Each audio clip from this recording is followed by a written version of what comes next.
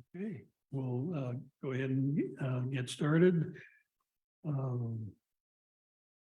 We've been sorting out our technology for the last couple of weeks, and hopefully this is the last sort we'll have in a while. I'll call our Board of Commissioners meeting to order. Start with introductions. First in the room, I'm Pat Malone, Commissioner. Good morning, Zano Giroux, Commissioner. Nancy Wise, Commissioner. Suzanne Hoffman, Interim County Administrator. And in the room,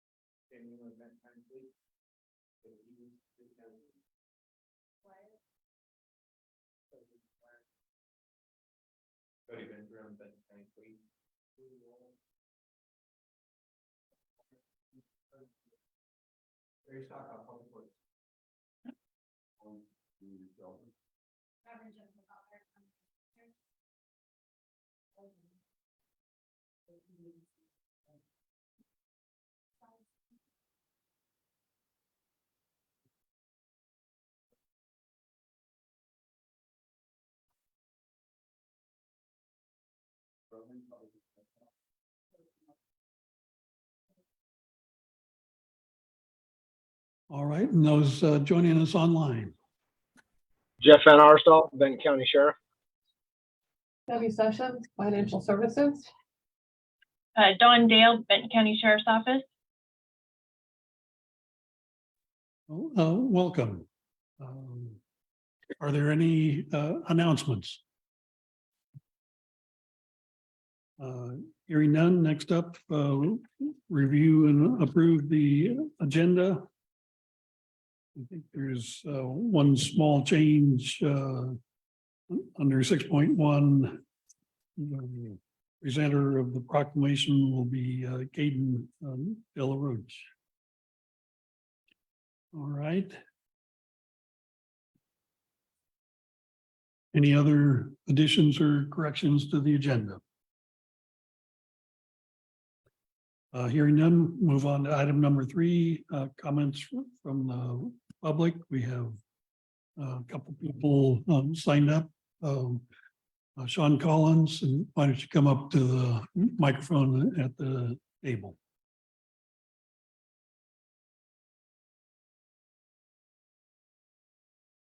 Thank you. I'm Sean Collins, the Executive Director of Unity Shelter. I'm here to update you on some news that I shared with the City Council last night. So there are some things that Unity Shelter, some options that we're exploring right now that will impact our ability to serve those experiencing homelessness in our community. Funding for Unity Shelter comes from a mix of state and federal grants, which are usually awarded annually on a competitive basis and typically July through June. We also receive some awards from foundations and private donations. The bulk of the funding that we've received for the last 3 years has come from awards received through Community Services Consortium. And last night at City Council, Peggy McGuire updated the council on the status of their budget. We rely on funding that's usually awarded in May or June to support our operations for the next 12 months. Due to the walkout of Republican senators in the Oregon legislature, the Senate has been unable to pass a budget for 23 to 25. And this has meant that funding opportunities that would typically be announced in May by CSC have not been announced, as their budget is dependent on the state budget. Unity Shelter has limited reserves, and without either new funding or a shift in operations, we're at risk of running out of money to sustain staff and operations within the next few months. If we make no changes to operations right now, it looks like we would be out of funds to operate by the end of July. If we make some big changes, then we've got through the end of September. The board and the leadership of Unity Shelter is committed to supporting those we serve and the staff that serve them to the greatest extent possible. Our goal is to maintain support for the most vulnerable of those we serve, sheltered and unsheltered, and we're exploring multiple scenarios to support both the most vulnerable women that are currently at Room at the Inn and the most vulnerable of the men that normally stay at the men's shelter. Those who won't be able to be sheltered, we will continue to support through the hygiene center as best we can. We'll also be exploring some other strategies to cut costs in other programs and manage our costs down. This will require some shifts in our staffing and require layoffs. And just to be clear again, there will be a reduction of available shelter beds. And we expect that we're going to need to implement this in the next couple of weeks. We're a nonprofit and we're dependent on funding streams which are never guaranteed. So there's always a risk as we enter the grant season, usually in the spring of the year. However, we've never seen funding so completely at risk as we have this year. And we're still hopeful that the Oregon legislature will approve a budget quickly and allow us to avoid any dramatic changes that will impact so many in our community. But we really expect that by mid-June, we're going to have to execute our contingency plans to extend our reserves for as long as possible until normal funding sources are returned. This is going to impact a lot of people. It's going to impact probably about 50 people that we currently house in shelter. Who won't have a bed. And it'll impact a lot of our staff. We probably will see layoffs, possibly as many as 20 people. And it's going to impact the broader community. It'll make homelessness a lot more visible than it is now. There will be one of the things that we're exploring is in our facilities going, particularly at Room at the Inn, going to overnight only. So there'll be more people that will be out on the street during the day. We wanted to make you aware of the situation just because it's going to have a broad community impact and make sure that you're not surprised by that. We've enjoyed a lot of support from the county and a lot of partnership from the health department in a lot of different ways in the past. So we consider you our allies and we wanted to make sure that you're aware of what's happening. Any questions? Go ahead. Sean, thank you. Definitely appreciate the heads up. The situation is really unfortunate, especially coming after the increase in funding through the COVID-19 pandemic, and it makes that cliff all the more challenging to manage. Have you been in touch with any of our legislators? That's kind of next steps. So that's a suggestion that came last night was to reach out to both Dan Rayfield and Sarah Blumengelser and kind of let them know. And we've talked with staff and others about how to start to contact the legislature and remind some of the senators that they were elected to serve. It's particularly frustrating in the context of the additional money the legislature has put forth in the governor's executive order on emergency surrounding homelessness. So I'm hopeful that we can fix this and not see that service lapse, because the intent is to grow our capacity to serve people, not to diminish. And I think one of the big challenges that we've seen with some of the recent new funding that has come out, opportunities both through the city with funding that they've had and also through the state with the emergency funding, is that it's largely targeted at creating new capacity. We would love to have new capacity. We're struggling to keep the capacity that we have operational. And typically what's being awarded right now is money for new facilities and new capacity and nothing for operations. Well, thank you for bringing this to our attention. Well, I'm sorry that you're going through this, that our community is going through this. And I was just going to ask the same question as Commissioner Ojero, and maybe suggest reaching out directly to the senators that are engaged in the walkout and just let them know how it impacts you. And you're not alone. There's many organizations that are being impacted in this way. Yeah, I think that one of the kind of frightening implications of CSC's budget challenges right now is that they fund shelters across 3 counties. And so we're likely to see regional impacts very quickly. Well, Sean, appreciate the update and I mean, we hear on the news about the walkout and blah, blah, blah, but it is having real consequences. I would encourage you to reach out to Representative Gomberg, who represents the western part of Benton County, and especially Senator Anderson, who also represents the same part of Benton County. And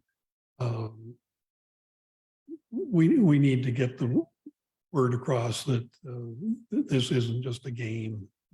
This is people's lives. And Saturday we got at our legislative breakfast, the president of OSU was talking about the uncertainty that this creates for students and faculty. And so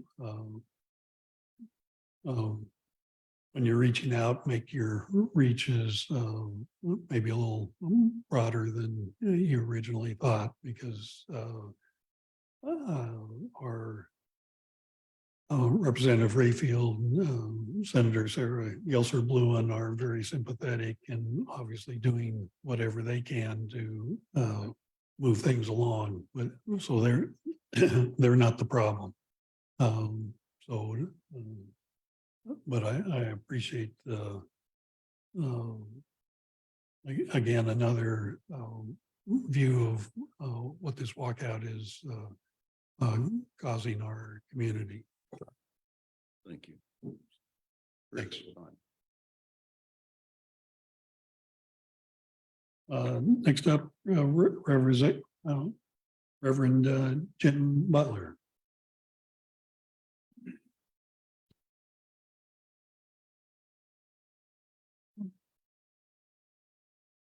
Good morning, commissioners, county staff. My name is Reverend Jennifer Butler. I'm the senior minister of the Congregational Church, the founder of the Safe Place Micro Shelter Program, and a board member of Unity Shelter. This morning, I'm here to update you on a conversation that service providers and advocates have been having with the city of Corvallis, and to ask for your partnership and leadership.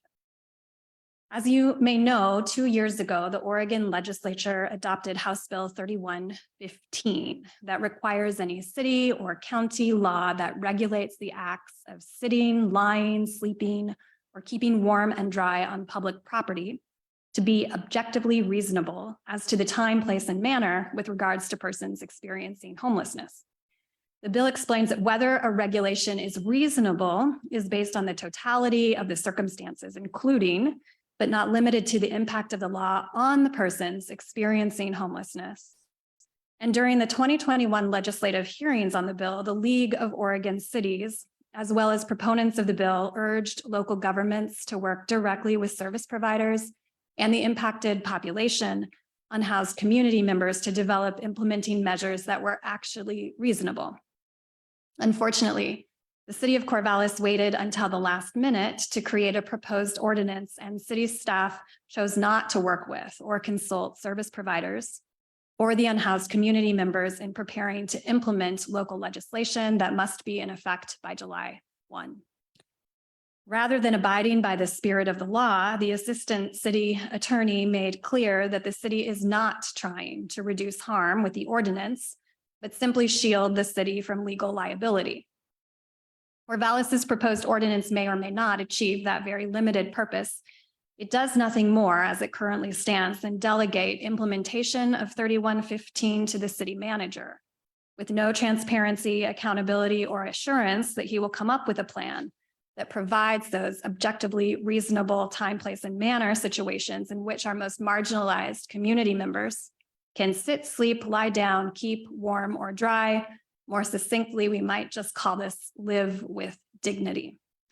As Sean just alerted us to, the number of folks seeking shelter outside and in public spaces is about to grow in our community as soon as in the next 2 weeks. Beyond its wholesale delegation, whether by design or oversight, the language of the proposed ordinance lacks clarity and increases its potential for harm. Last night, more than 50 service providers, including Corvallis Housing First, the Corvallis Daytime Drop-In Center, and Unity Shelter, along with advocates, stood in the council chambers and testified at the public hearing for this ordinance, urging the city to do better and create public policy that is collaborative involves all levels of government, and is centered in root cause solutions. So I'm wondering what conversations the county and coordinated office have had regarding HB 3115. The law impacts the county as well as the city. Last night at the city council meeting, Councilor Lewis stated that the county and the Hope Board have been attempting to work with the city and service providers to address compliance with these regulations, but the service provider community is unaware that these conversations haven't been happening or that there is an interest in having them. Today, I am asking for your leadership in this conversation. We all believe that the county has capacity to provide strong leadership and courage in facilitating unified policies that do more than collapse complex issues into something and behaviors to regulate.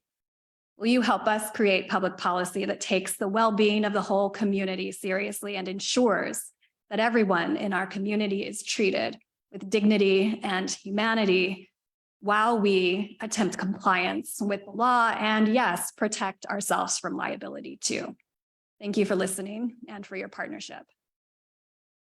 Thank you. Any questions?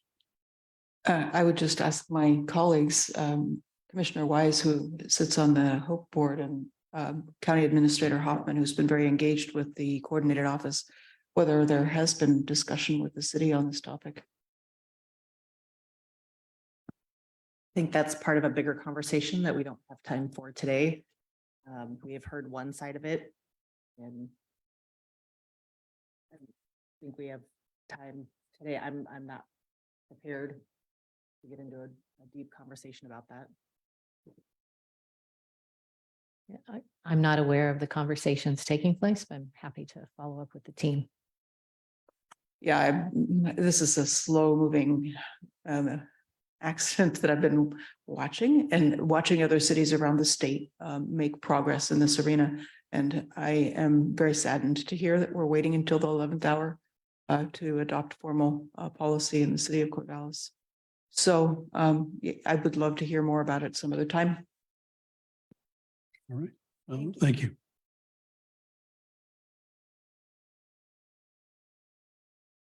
All right. Well, that was, we had signed up for comments from the public. Next up, I'll start our work session and fleet services recognition as the 4th best fleet in the Americas. So I think we'll stand up and meet the fleet group by the table.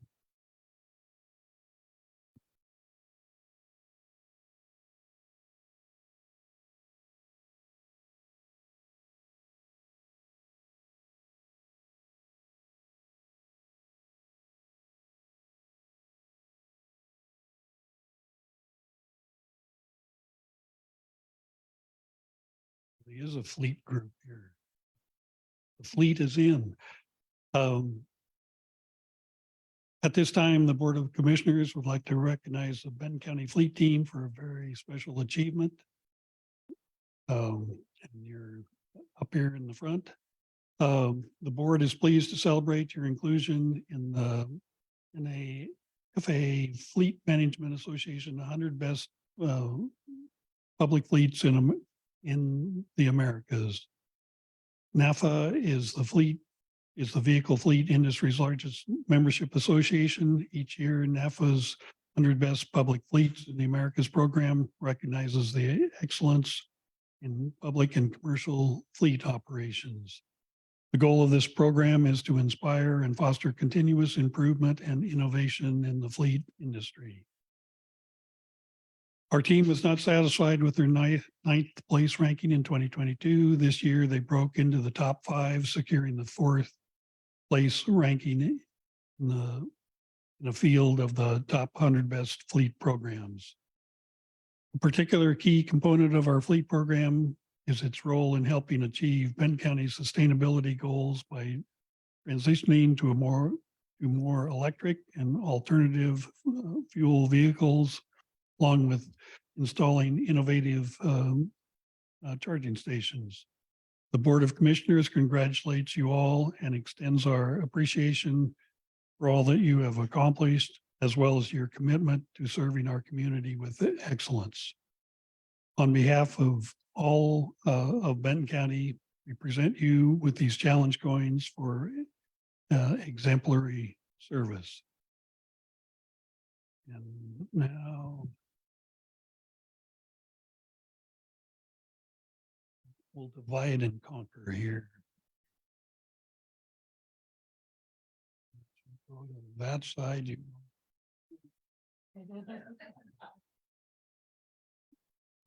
Appreciate.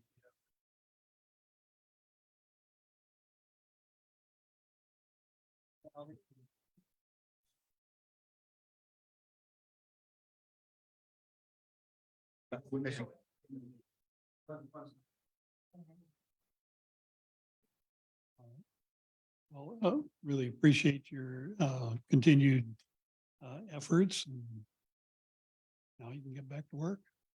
Thank you. Great job, everyone.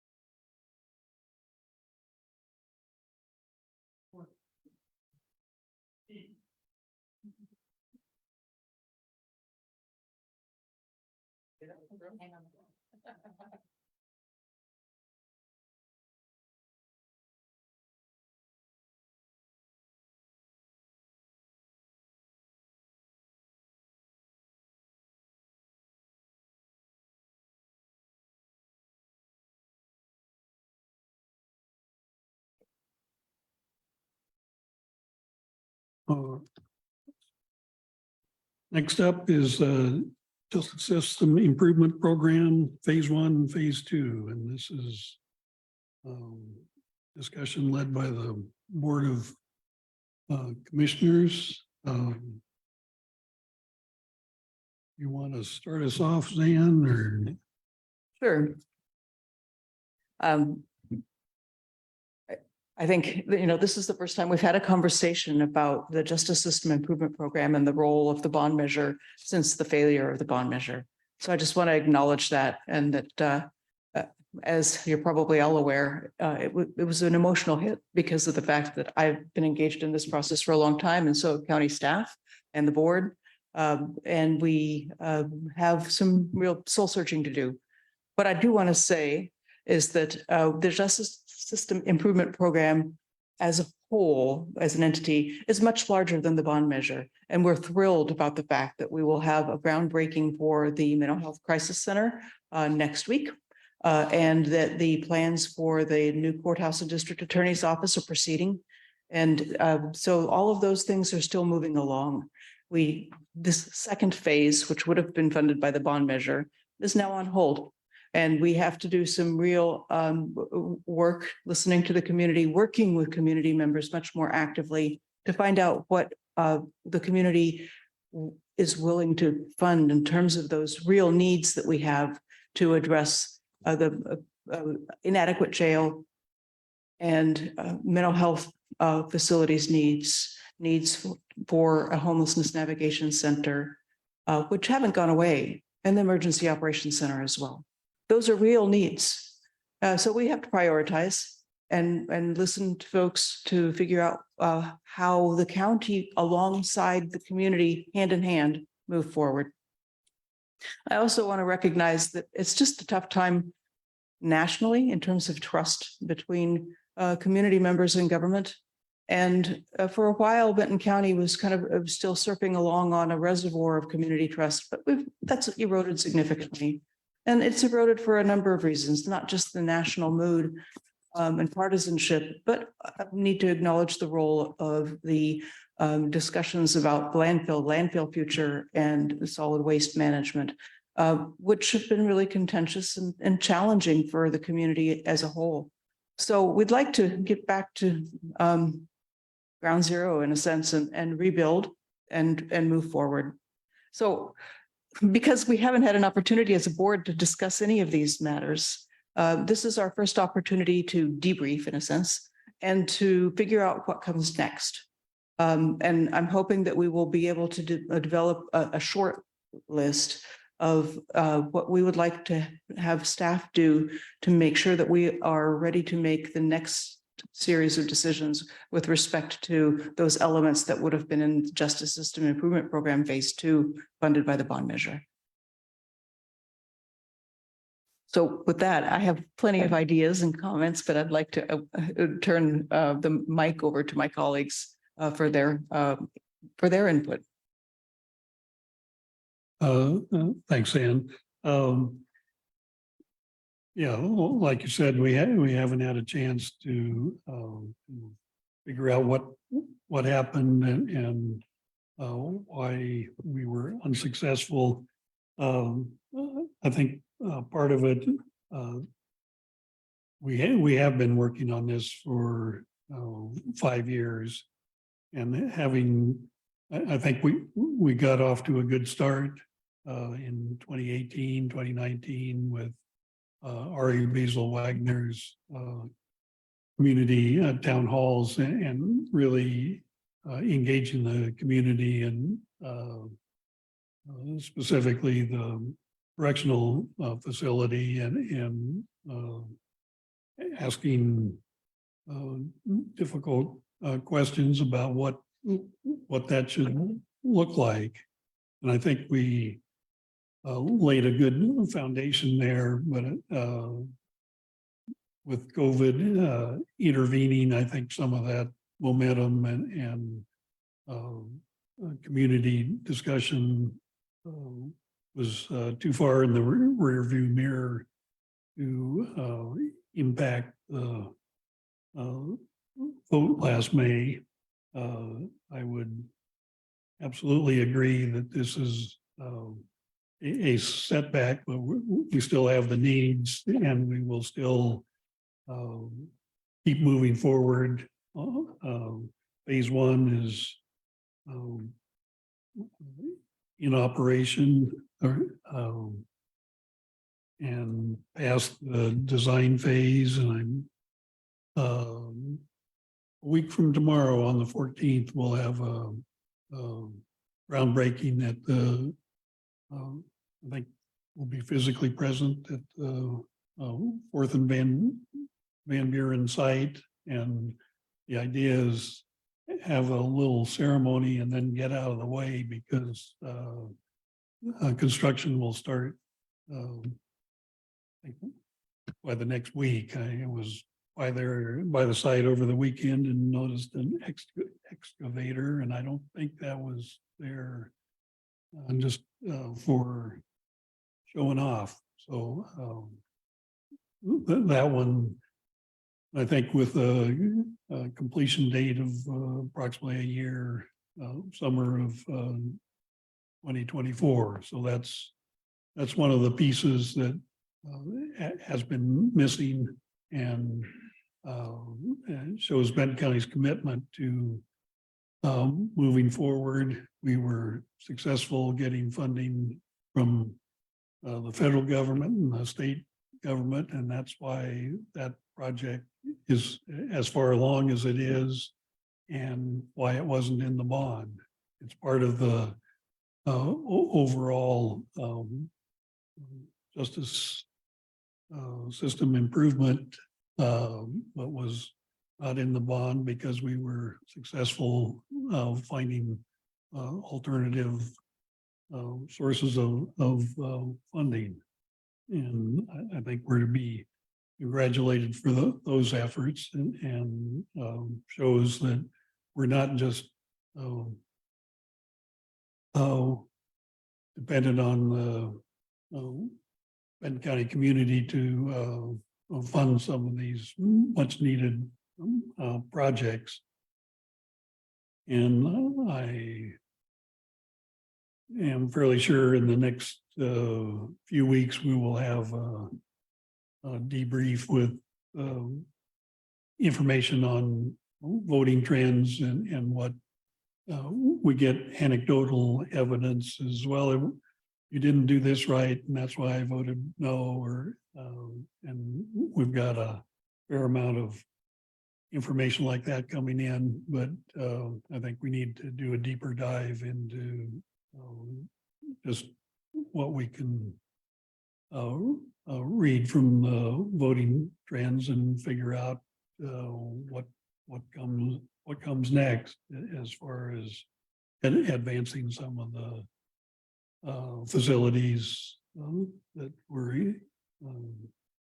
in the bond and what we're calling phase two. So I'm was disappointed. I thought we had laid out a pretty good rationale for the bond measure, but voters told us differently. So we will go back. Like I said, the needs are still there. This was what I see as a temporary setback on getting some of the facilities that we need to serve our community. So I think that's what I had. Commissioner Wise. Thank you. I guess for me, the way my brain works is just one commissioner is would be interested in going back to the drawing board and putting every single option on the table, even if it sounds completely silly or like, unfeasible. Just having a conversation where we say, what about this crazy idea? And then we can go through and, mark off ones that don't work. But in order for that to even work, we need more information on why people voted no. I know that we know many objections, many reasons that people have shared why they voted no, individuals. So we need to know what the major reasons were. We need to do, I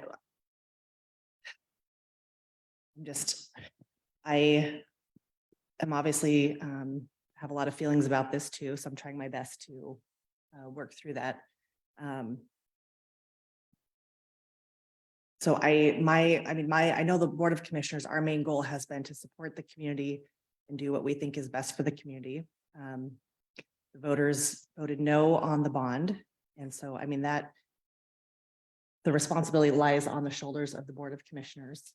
So I just want to take responsibility for that.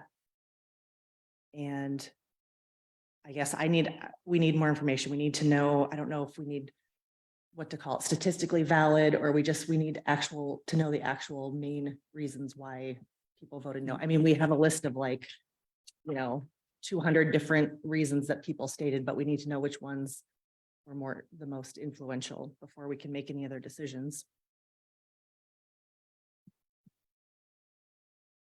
Right. I'd be happy to jump in. First of all, I want to thank all the people that did write. We've received lots of email, phone calls, comments in person from community members telling us why they voted either yes or no, and telling us that even if they voted yes, they had some uncertainty. So I want to acknowledge the fact that people have been very generous with their comments so far.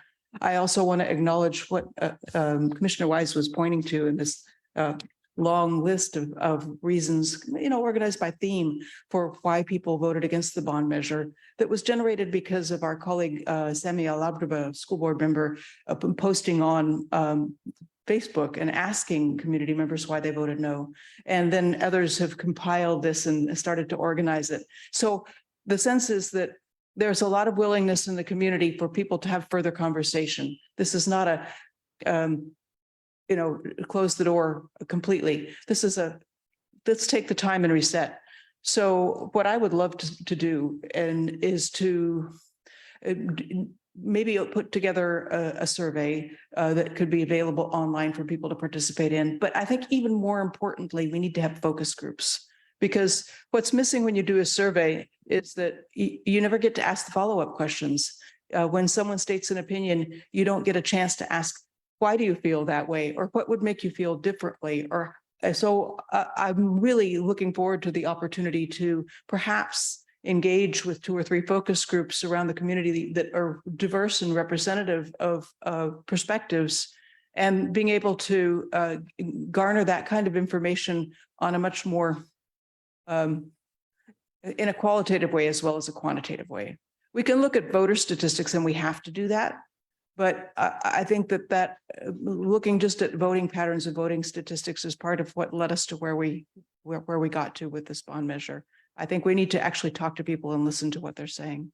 So my request would be to staff to work with us to take a look at the themes that have emerged, to put together some focus groups. I've had a handful of community members already volunteer, say they'd be happy to participate in that kind of an effort. But we need to put that kind of a call out much more broadly. So it's not just who we know. That obviously is not the right approach. So those are my thoughts at this point. I don't want to let the issue cool off too much. I think we need to act while people are still engaged and interested and aware. That's been one of my concerns. It takes so much effort to get community-wide public attention to an issue that I don't want to squander that.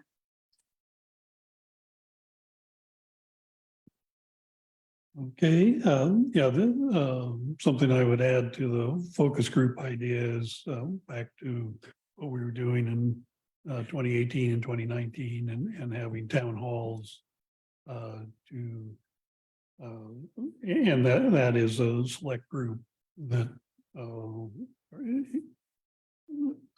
are willing to give up an afternoon or an evening to discuss the topic. But I think there was a lot of good information developed then that I think may have been lost in the intervening years, and it is a community-wide effort, and we definitely need to re-engage the whole community so we can sort through some of the themes, why people supported and why people oppose this bond measure. And so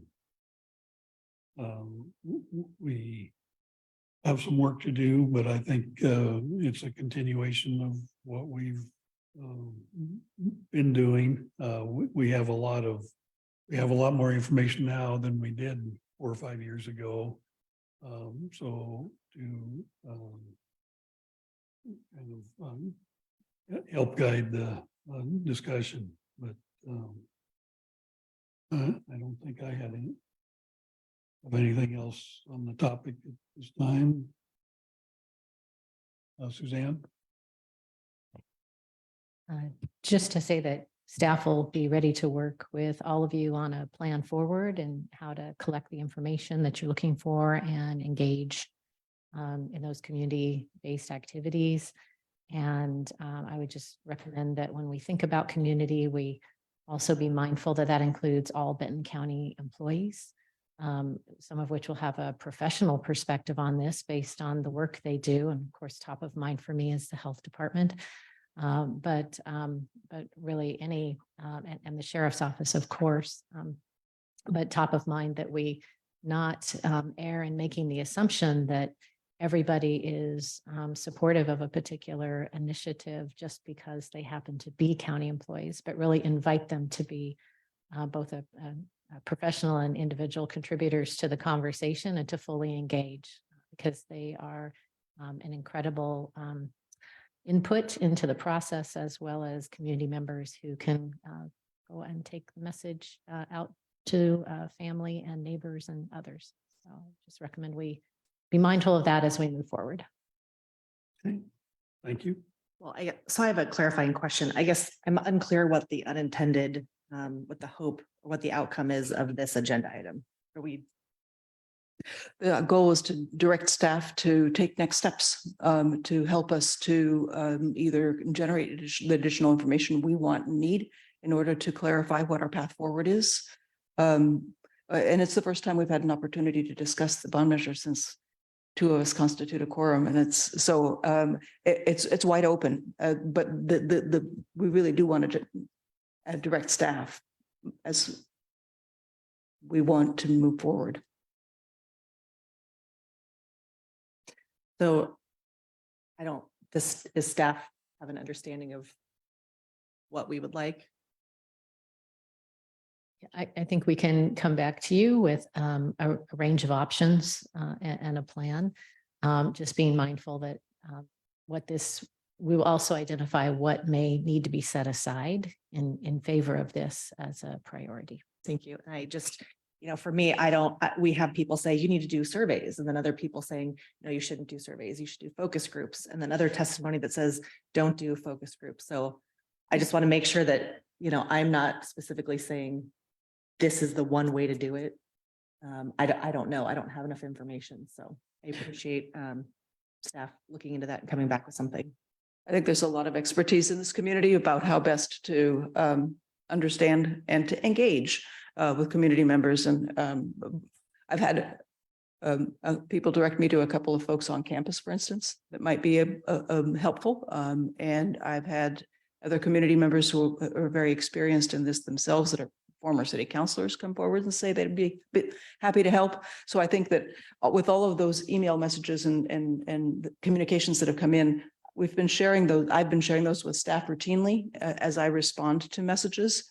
So I think that we can, if we are all in agreement, direct staff to look through all of that feedback and to come up with a plan that is balanced, and that balances out both some sort of statistically valid approach with that qualitative approach, which is so important to understand the whys and the more of the the personal reasons that people make decisions. People don't make their decisions based on statistics or only based on their voting identity.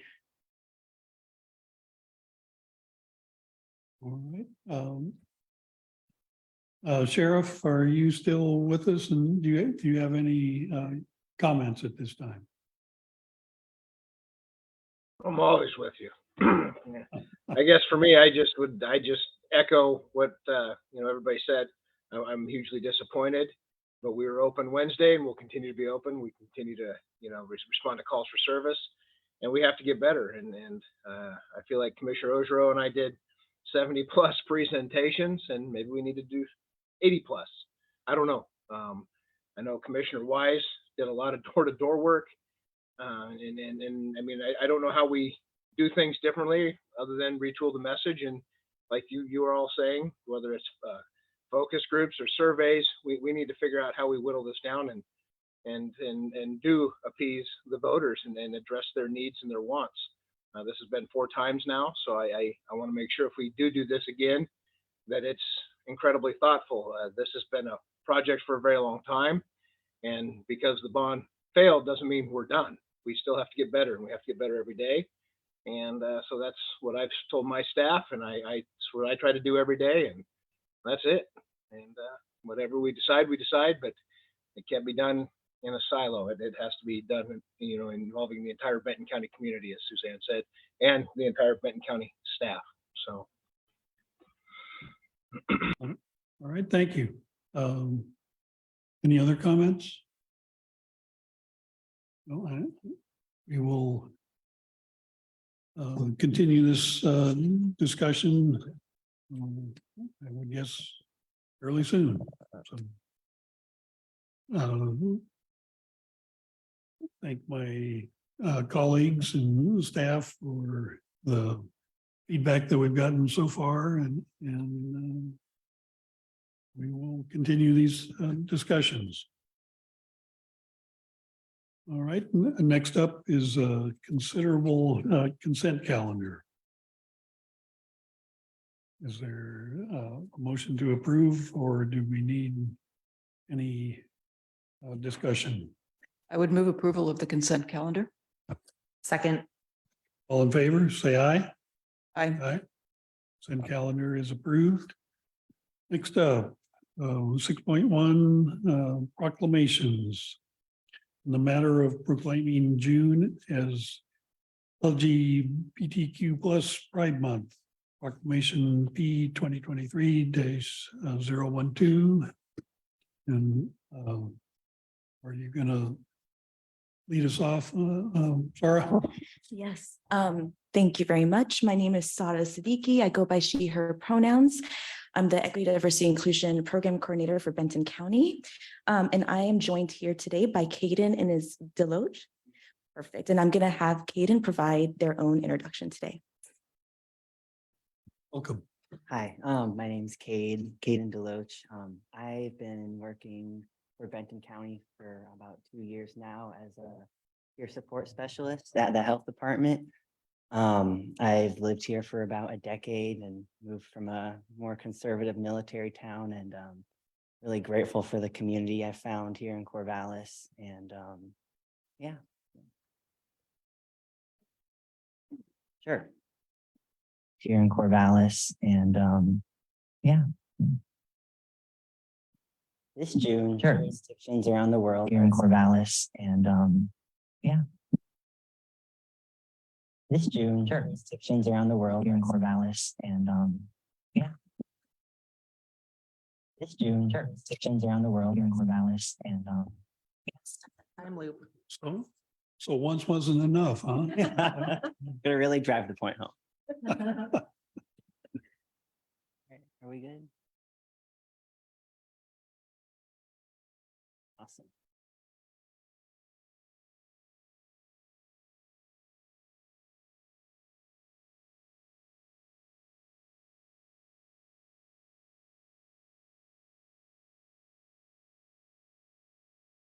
Like I said earlier, this is our first time with this particular setup, so it's not real surprising that we have a glitch or two.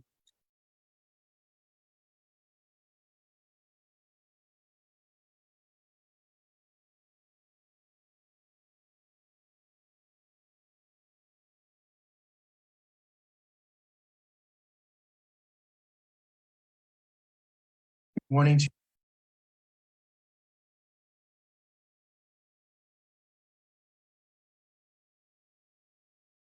John can wait.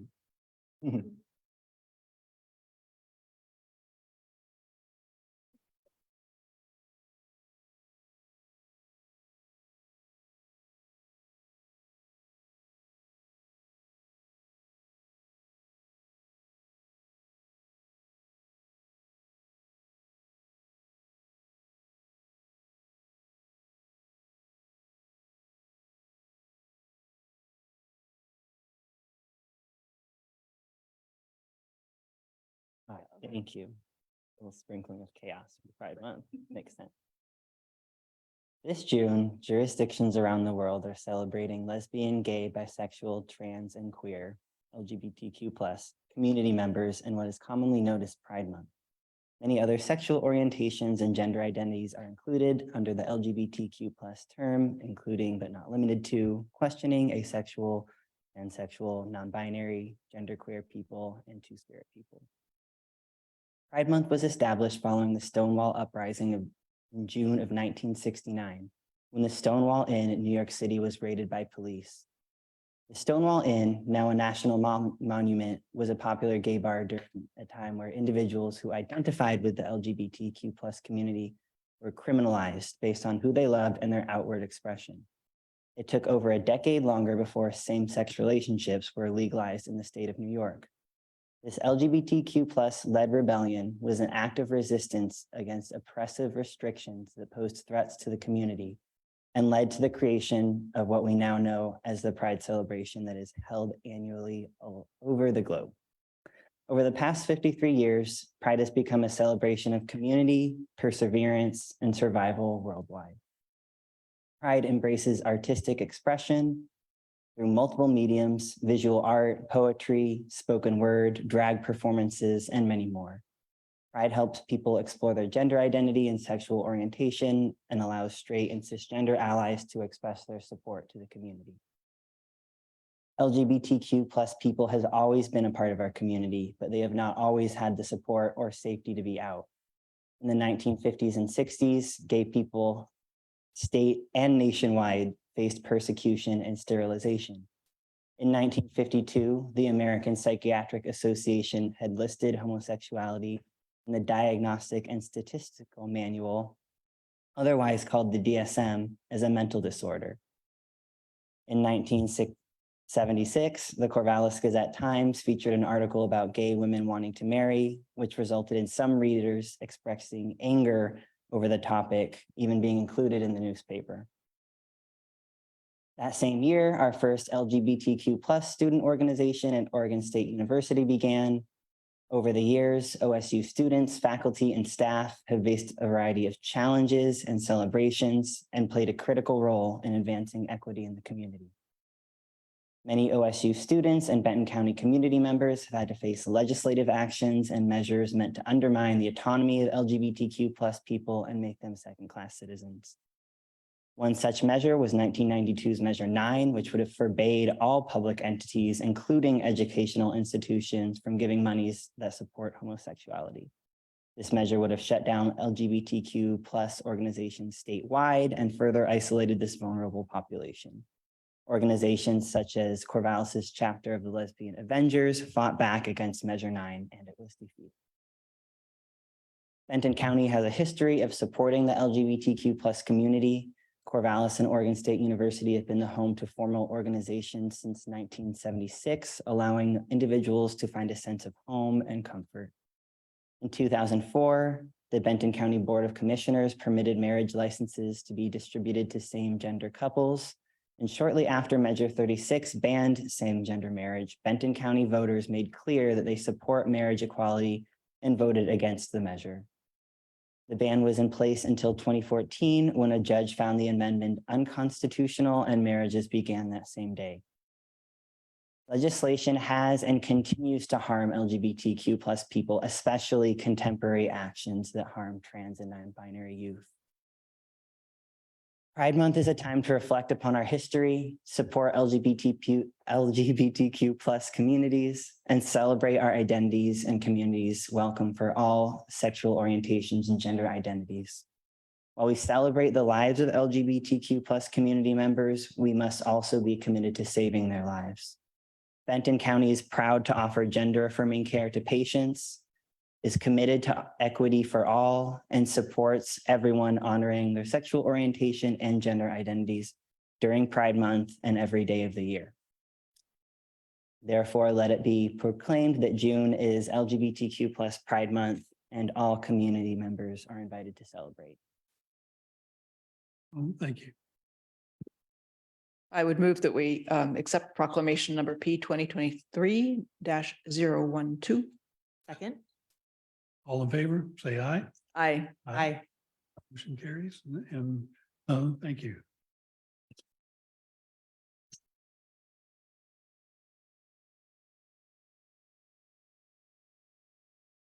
All right. Next up, proclamation 6.2 in the matter of proclaiming June 19th, 2023 as Juneteenth in Benton County. Proclamation E 2023-013, and I think we have John Phillips. Do you want to introduce him, Sarah? Yes, thank you so much. I appreciate it. Before we play the video of John Phillips, I'll go ahead and provide him with a little bit of an introduction. So just for some reference, John Phillips is the second vice president of the Lynn Benton NAACP chapter. He will be reading we'll be showing a pre-recorded reading that he will be providing of the Juneteenth proclamation. And thank you to Mr. Phillips ahead of time for providing me with your introduction, which I will go ahead and read. John Phillips was born and raised in Portland, Oregon, and has resided on the West Coast for his entire life, living in all 3 states at some point in time. While Oregon is his primary home, his second home is the Bay Area in California, as this is where his family is from and most still reside there. Mr. Phillips comes from a family of community leaders and activists, including having a second cousin who was a minister of education for the Black Panther Party. He was elected the second vice president of the Lynn Benton NAACP chapter last year, And it would probably take me much more time than allowed here to explain all of the amazing work that Mr. Phillips does. So I'll just say this, through the happy and the sad, the fun and the not so fun times, he's involved for and with the community. And for anyone who's unfamiliar with the Lynn Benton NAACP, this is an organization that's been working towards and striving for equity and justice through community engagement and many, many other initiatives and endeavors. This organization leads work to ensure the political, educational, social, and economic equality of rights for all people and aims to eliminate race-based discrimination.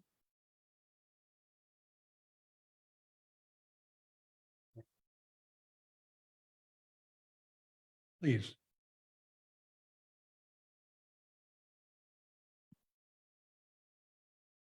Morning to you all, the Board of Commissioners in Benton County, and to anybody else watching this video. My name is John Phillips IV, and I'm the second Vice President of the Lynn Benton NAACP. And I'm here to read to you the Juneteenth Proclamation. Over 400 years ago, a ship arrived in what is now the state of Virginia, holding approximately 23 enslaved Africans. This marked the beginning of the centuries-long history of slavery in the United States. The U.S. was founded through the labor of enslaved Africans and their descendants. It took hundreds of years, thousands of lives, and the Civil War before enslaved Black Americans were freed in the Confederate States through the Emancipation Proclamation on January 1st, 1863. Despite the freedom this day brought, it took years for the Union Army to spread the word about the Emancipation Proclamation and enforce this across the country. Texas was one of the last states to free enslaved Africans and their descendants. On June 19, 1865, General Gordon Granger arrived at Galveston, Texas, and announced the freedom of all enslaved people.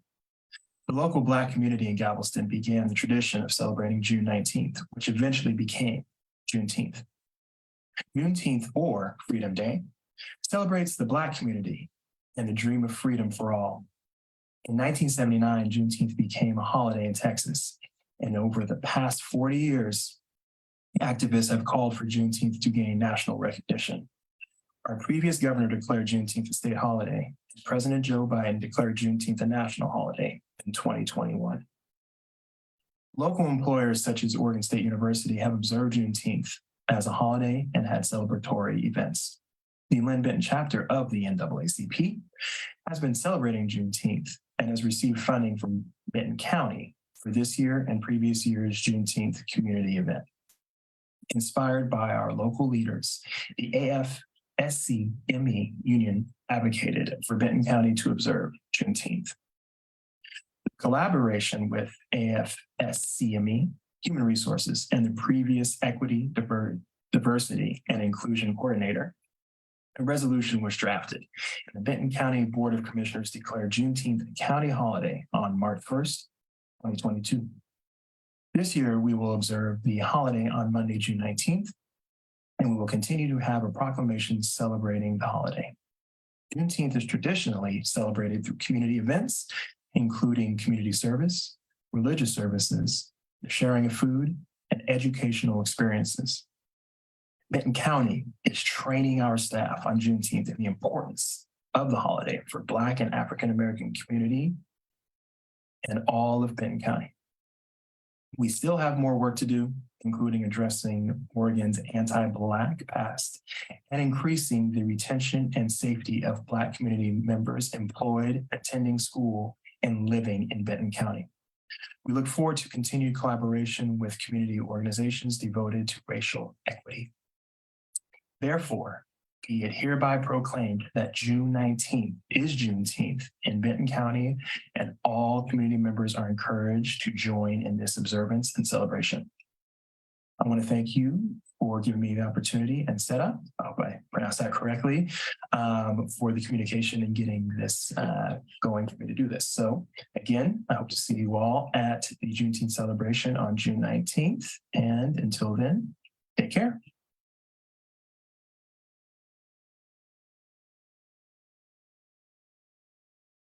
Sure, I'd be happy to proclaim June 19th as Juneteenth holiday here in Benton County with Proclamation 2020 P20 2023-013.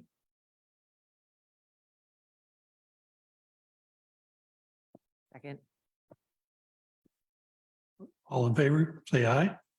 Aye. Aye. Aye. Motion carries. And Sarah, would you thank John for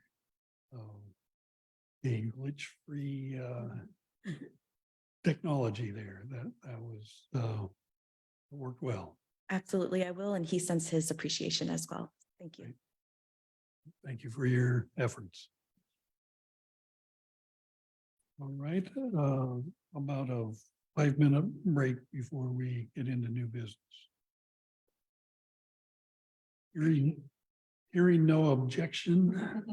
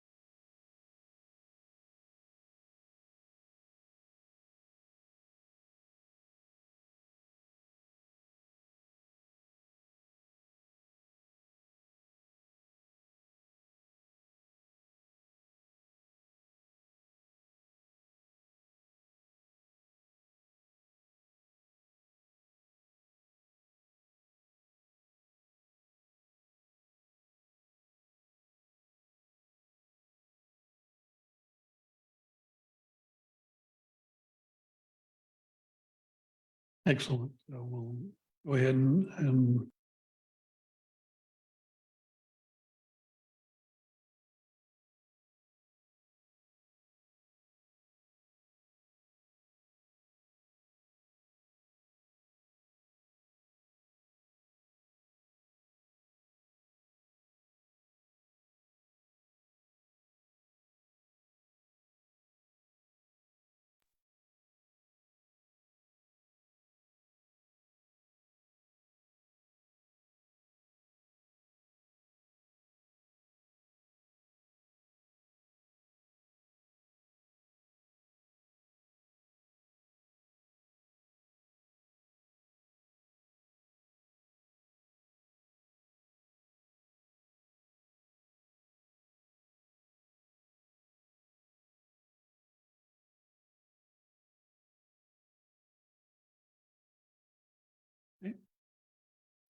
we'll go ahead and start resume our business meeting. 7.1 new business, Community Health Center financial challenges update. Carla Jones, CHC Director. Good morning. Thanks for your patience. Of course. Good morning, commissioners, county leaders. Today, I'm here to spend some time talking with you about our community health center challenges. As you all know, through this last budget season, we are in a state of a little fiscal duress. So just wanted to update you on some of those challenges and what we're doing. Thanks for taking the time today. I'm sorry, can I interrupt for just 1 second? I'm so sorry. This might not be a big deal, but on the actual Zoom, I still see that it is in presenter mode or whatever you call it. It looks different than what we're seeing up on the screen. Anyway, sorry.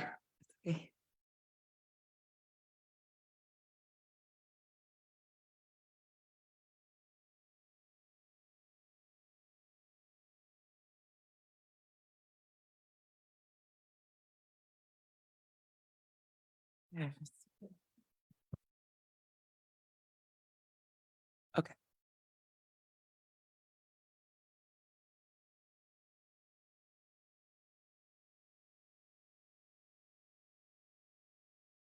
All right. Continue. Continue. Okay. All right. So today I just wanted to not only give you an update, but then also I'm here to ask for a recommendation to support the work that we're all doing to put us in a better position moving forward with providing integrated primary care across our county. So I don't know if my clicker works now.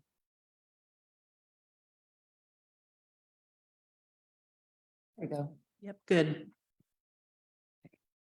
All right, I'll start today by updating you on some of the current challenges that we're facing. And then I'll share with you what we've done so far to address some of the problems that we're seeing. And then I'll finish by proposing some options.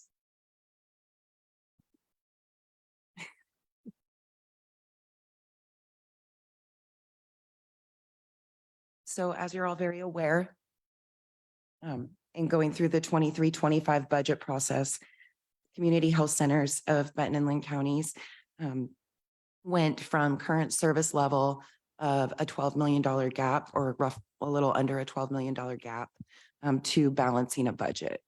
The few major ways that we did balance that budget and make it possible was by eliminating almost 12 positions, applying a very strong vacancy factor, and then forecasting some aggressive revenue goals, in addition to some other minor changes and shifts. The first two objectives are well underway. We've eliminated the almost 12 positions, and then the positions, the vacancy factor that was applied has become even larger today. So across our community health centers, we have some high priority positions that are currently vacant. And this doesn't include all of our positions. These are just those critical to providing primary care. That includes 2 primary care provider positions, 5 medical assistants, and 3 customer service representative openings. These positions, in addition to RNs, are really the basic kind of positions that you need in order to offer primary care services today. We typically fill open provider positions with locum tenens contracts to ensure that people still gain access to care while we're recruiting. However, due to the increases in housing and living expenses, and not to mention increases in salaries, this is not an option that the CHCs can afford any longer, and we no longer have any locum contracts today. This is saving the CHCs roughly about $7,000 to $9,000 a week, roughly, with one locum tenens contract.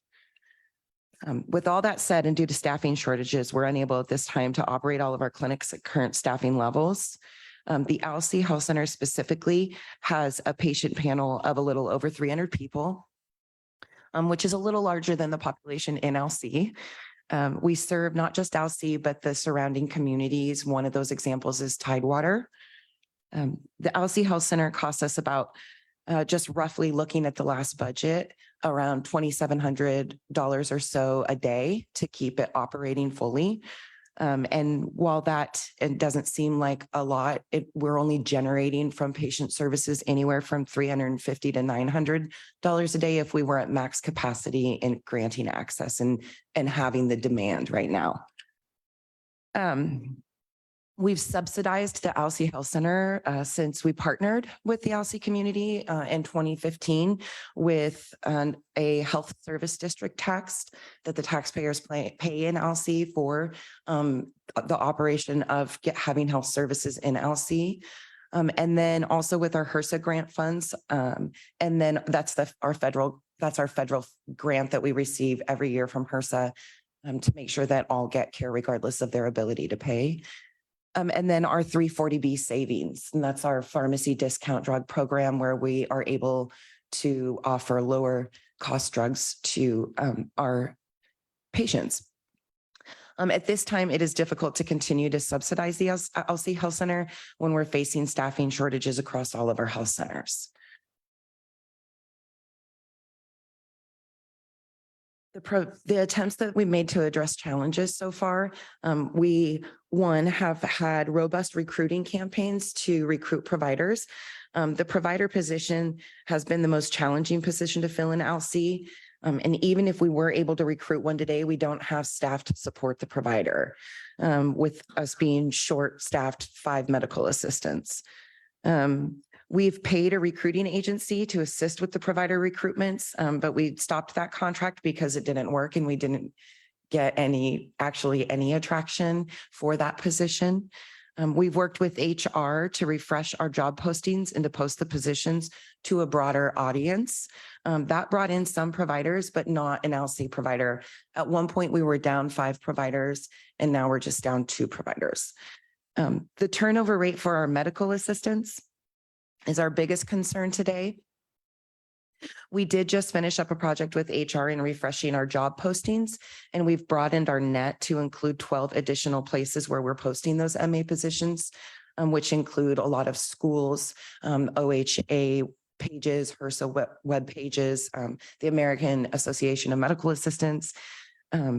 And we've also been working closely with the Lynn Benton Community College and are bringing in 2 students at the end of June to start rotations. And so just continuing to create that relationship. We've been working hard on our engagement initiatives that align with implementing a new strategic plan and a new org structure that went into place in February. We're hopeful that this will help with some retention efforts. Myself, Lacey Millell, our Director of Operations, and others, we've been sending out weekly communication and providing lots of recognition in many different forms. And then to continue operations in Alsea, we've termed our locum contract for the primary care provider that was placed in Alsea, as I said. And now we're using our current staff at other sites, namely our Benton Health Center, to operate the Alsea Health Center. And although that is kind of sort of working in very creative ways, it's also creating opportunity costs at the Benton Health Center. So when we take one provider away, say Dr. Marsky, and say do a rotation in LC, what happens is she may see 3 patients that day in LC when she could have seen, 14 patients at Benton Health Center where the demand is much higher. It's taking, we talked about that. And then we've worked hard over the past few years with the LC community to try to increase our patient volume. But having an unstable provider has been the biggest challenge. People want a connection and stability. We've done things like put articles in the Valley Voice. We're part of the LC Neighbors and Friends Facebook site where we have communicated there. We've created great partnerships with the schools, hosted health fairs, and we have our community health navigator out there providing resources to the community. This work is well worth the outcomes with the relationships we've built, but not in increasing the patient volume.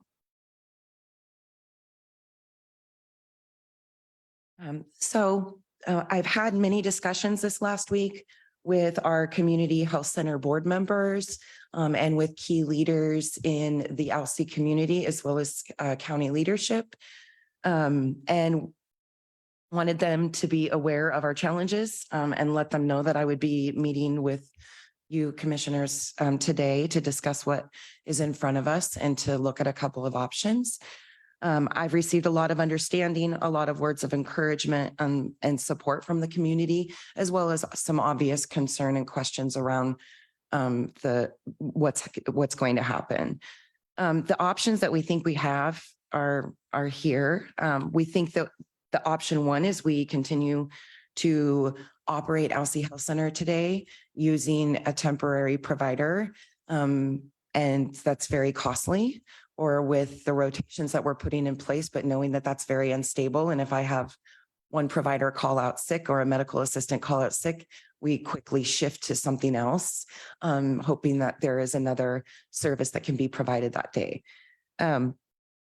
Or the second option is to temporarily close the LC Health Center for what I'm asking or recommending for a 6-month period of time to basically allow for us to do some research, have some conversations, and analyze some long-term options in how we could continue to subsidize the costs, and also maybe develop staffing solutions that are more stable than relying on hoping for a provider to go out there and stay out there long-term.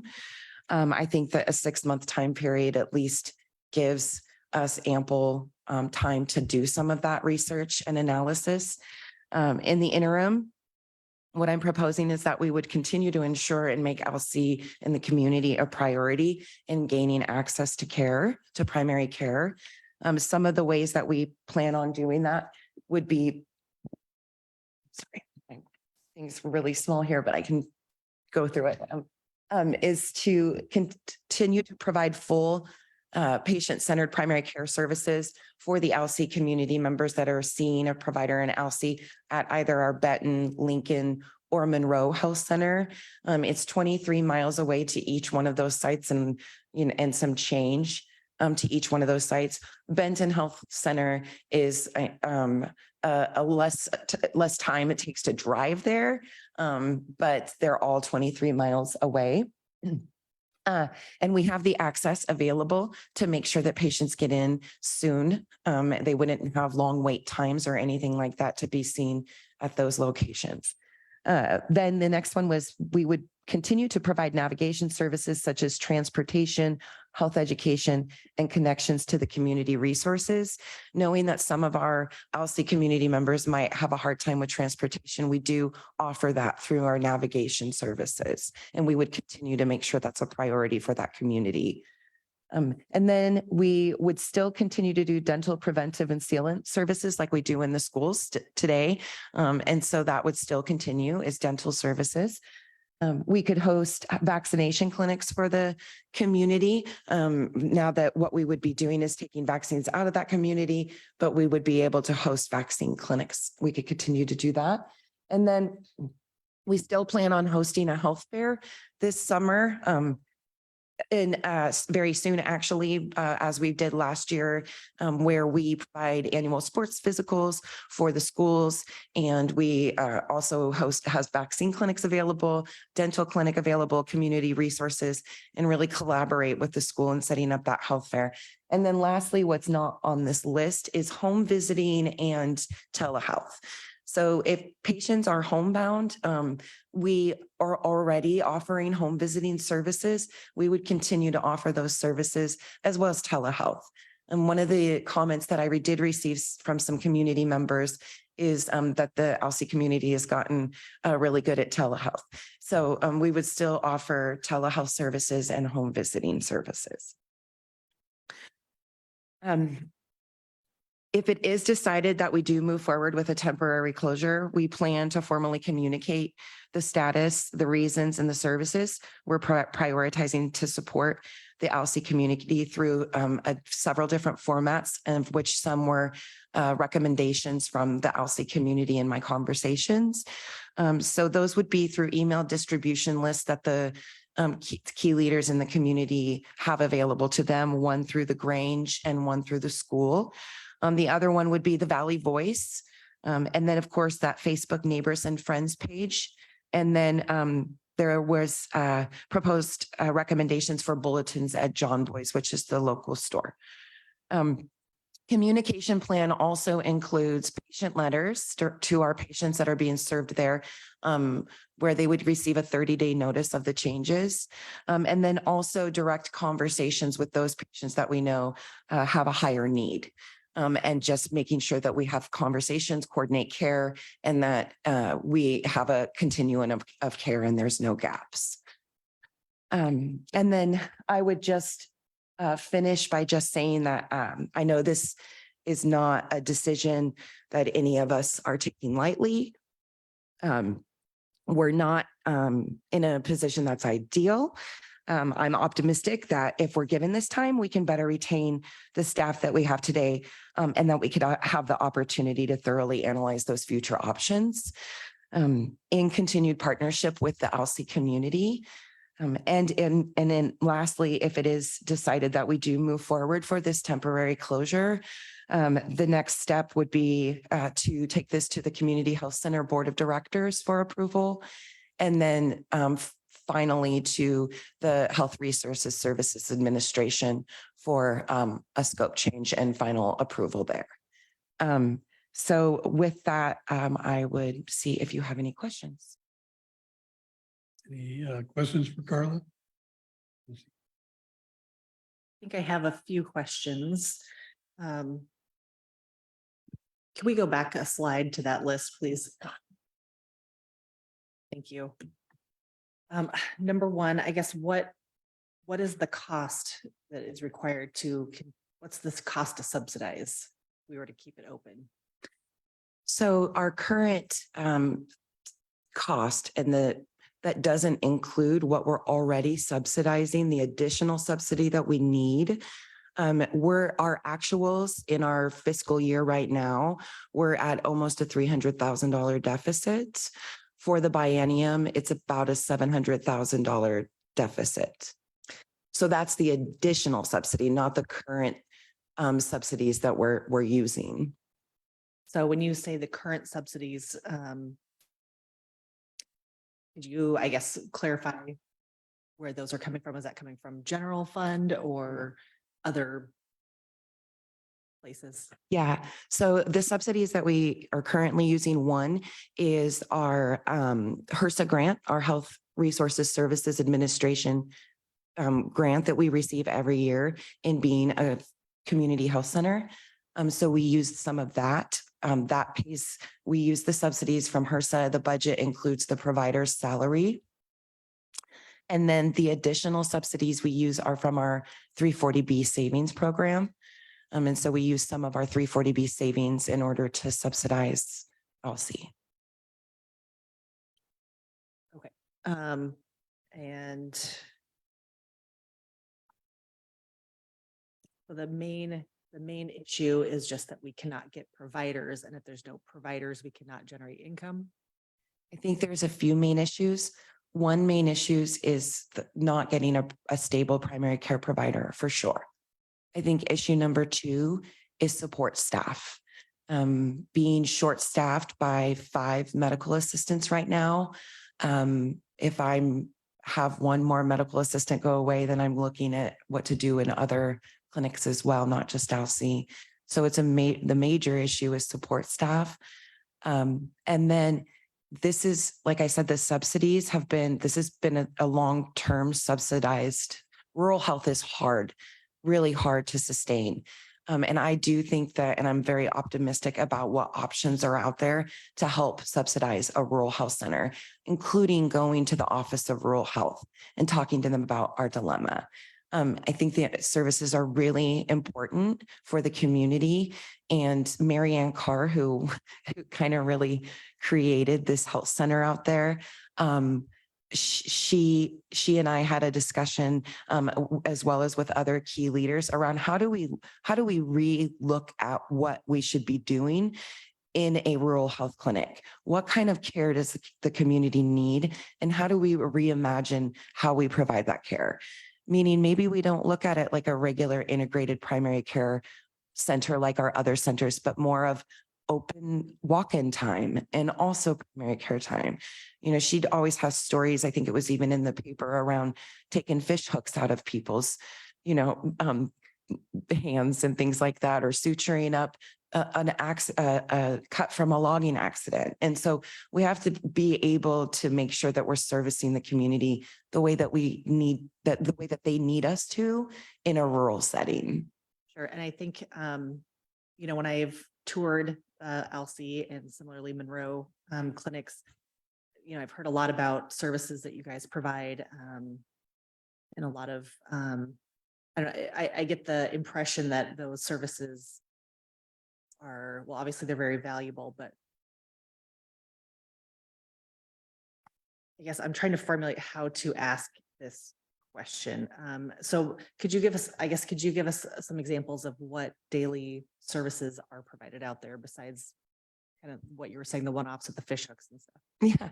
So today we provide the same integrated primary care services for LC as we do at all of our sites. So your basic primary care service is your medical assistant and your primary care provider providing acute care that you may need or preventive care that you may need. And then an RN who coordinates a lot of the referrals and other specialty services that you're seeking, other community services are managed by the community health worker. So we have a clinical health navigator, community health worker, who is also part of that team and connects people to food and OHP re-enrollment and other insurance enrollment and other social services. We also have a clinical pharmacist who goes out and provides services to mainly our people with diabetes and other complex conditions, chronic conditions, and helps with medication therapy management. And then we have a behavioral health treatment provider who provides behavioral health services once a week, currently at that site. I'm trying to think. I think that's it. Sometimes we do also in the past have had Ann Walker go out for reproductive health services. And I think that's it. Mm-hmm. Thank you. When it comes to in here, you list full patient centered. Oh no, wait. Yeah. So something about going home visits. I lost where that was.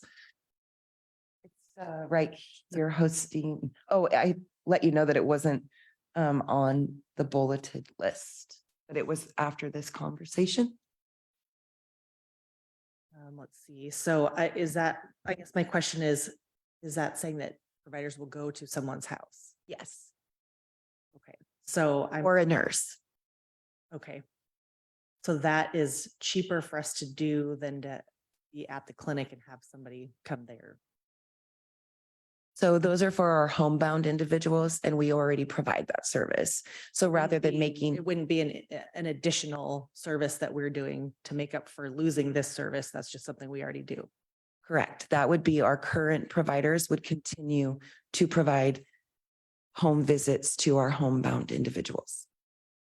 I'll let you ask your questions. I have some more thoughts. Okay, thank you. I had some questions that were similar and some that were a little different. I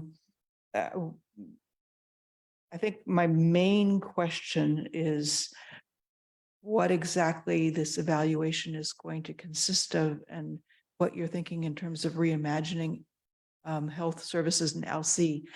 And what I think I hear you saying is that LC might not be a I can't remember the name of it, the integrated health home, and it will not qualify for the star rating and everything else that we try for in all of our other clinics, that it might be a very simple model. And I think that's what the old model was in LC. There was an RN and she provided most of the care and it didn't require the whole suite of other supports. So, but I do have a follow-up question that goes along with that if we changed scope. And that is, are the telehealth and the home visits, will they be covered by Medicaid?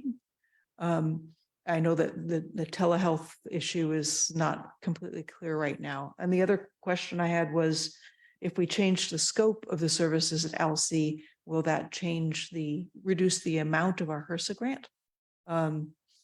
And that seems like it would be counterproductive, but we'd have to figure this out. I also wanted to know how navigation services would be provided if we were to close down the clinic. Would we have the navigator based at the school, or would a navigator be based here in town and just work with people by phone? So those were the nature of my questions. I think I got them all. I'll start from the top. So the process that we would go through during the 6-month in reevaluating and doing research and analyzing options would consist of priority being funding, long-term funding. How do we set ourselves up and who are we? And therefore then what funding is available to us? Does that funding come from, following the legislature and the federal government and seeing whether or not they're going to open up the opportunity for expansion grants again is one idea. The other one is there opportunity with going through the Office of Rural Health and becoming a certified rural health center? And so other avenues like that. What are the avenues available to us in managing a rural health center? I think that what happened in 2015 was fantastic in making sure that we're continuing to support the LC community. I just think that we could try something better so far as long-term subsidies. So there's that. The other option is, asking the community whether or not there would be, which I'm not saying that this is it, but I'm just saying this is part of the analysis, is do we increase that tax district? That's another question on the table. Right now, the tax district is 38 cents per thousand, and the ceiling is 84 cents per thousand. The community was paying 64 cents per thousand a while back.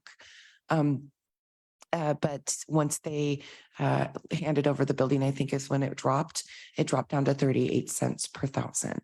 So there's that as part of the process. So really that whole project is about what is our identity insofar as the certifications available that will subsidize us and make sure that we're financially sound.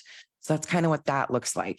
Insofar as our reimagining who we are, these are all just ideas and options right now that need to be really thoroughly investigated and determine what the pros and cons are. I don't think that today I'm saying we wouldn't still provide patient-centered primary care. We would just also do a combination, is my thought, insofar as how do we also make sure that we're creating the type of access that the community is demanding. And we haven't done that in the past. We've really the way that I've seen it is really set ourselves up for very specific integrated patient-centered primary care home types of services. Yes, this will create a scope change, a change in scope with HRSA. Our funding is typically based on our UDS data and our not a combination of our patient panel sizes and who we're seeing, which I don't think that will be reduced if we see our patients at different sites. And then it has to do with the number of employees. And so I don't think that our employees will be reduced. We already have vacancies there that HRSA knows about, but that is more information that I do need to gather in determining what it would mean on a permanent level.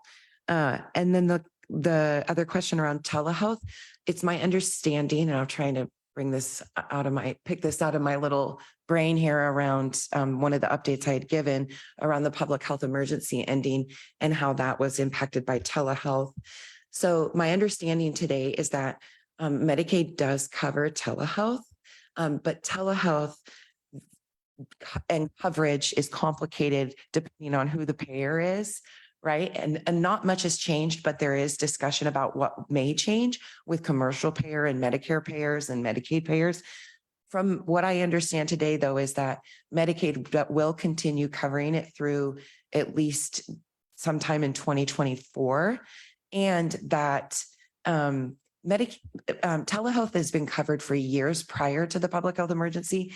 It's just the types of telehealth that were additionally covered, like phone calls. So we've been very thoughtful and thorough in making sure that we're doing virtual visits and that they are backed by the technology necessary from insurance companies to continue to support. And so I believe that we will still get reimbursement for those services. And then navigation, we are already all throughout the community and the schools. And so we will continue to provide that navigation support across the different community-based places in LC. There's not that many, right? And so we have to be thoughtful about what makes most sense and how to do that work as well.